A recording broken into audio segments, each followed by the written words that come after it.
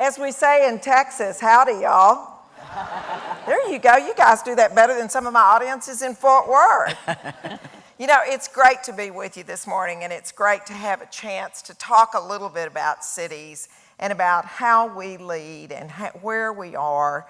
And in today's world, 80% of the population in the United States lives in cities.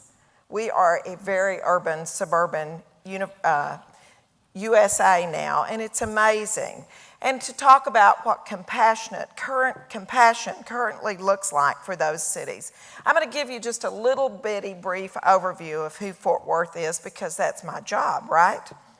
To promote Fort Worth. But we are the fastest growing large city in the U.S. right now. We gain one new resident every 24 minutes and have for the last 9 years. So you can imagine the diversity in Fort Worth and the mixed. Our biggest challenge is for people to understand who Fort Worth is and why they came there to begin with. Just a funny little fact, we are the leading destination for dropping off U-Hauls. Go figure. As Joan said, we're also the 16th largest city in the nation, and with the 2020 census, the expectation is that we will be 14th, if not 13th largest. But we're also one of the youngest big cities in the nation. Fort Worth's average age is 31.4. That's 7 years younger than the nation average. And it's 2.5 years younger than any other major city in Texas. But the other end of the spectrum is it's a beautiful place for baby boomers like us to retire, and we have a growing spectrum at either end. But we are a very conservative city, and we've always been a very caring city. People say Fort Worth is that small town feel that's still a big city, and they know if there's an issue, we will stand up and address it. We're home to many, many major businesses that you would know: Lockheed Martin, American Airlines, Burlington Northern, 5 Berkshire Hathaway. But major backbone of our economy is small mom and pop businesses. And I was raised in Fort Worth and owned my own business. And I was the committed community volunteer who was always doing something. In fact, my husband often said, there's no dinner because she's in the community working. But that's okay. And when I was asked to run for mayor, the request came and came and came, and I said, no, I can't do that. I don't want to be involved in politics. I don't believe that that's my calling.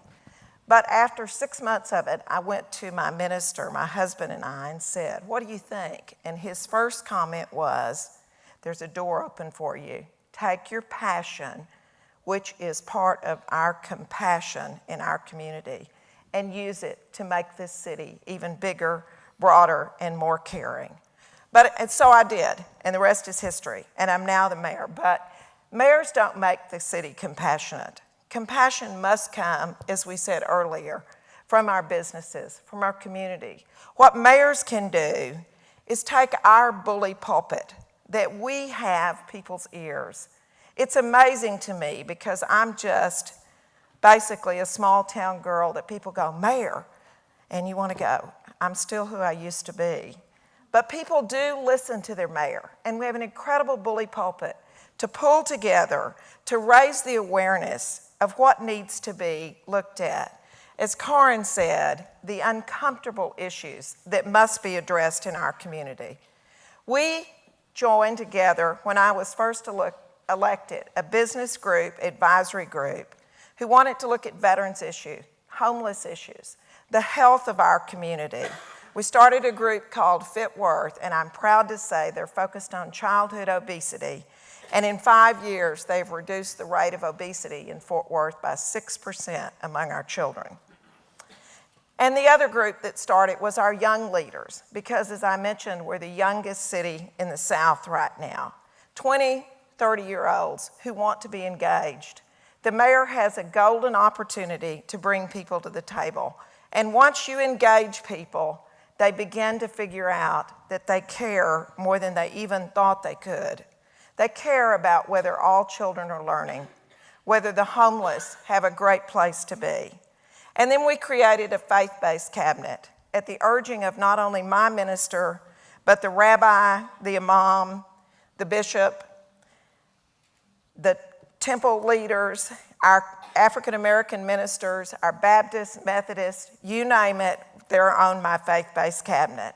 And they are not opposed to coming and saying that we've got to get your business leaders engaged.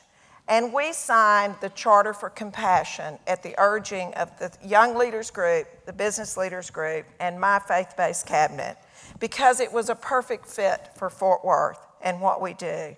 Now, not like Louisville, you had several 100,000 kids involved. Fort Worth has now hosted its second week, Mayor's Week of Compassion, just recently. And we had roughly 4,800 people engaged and about 800 children engaged.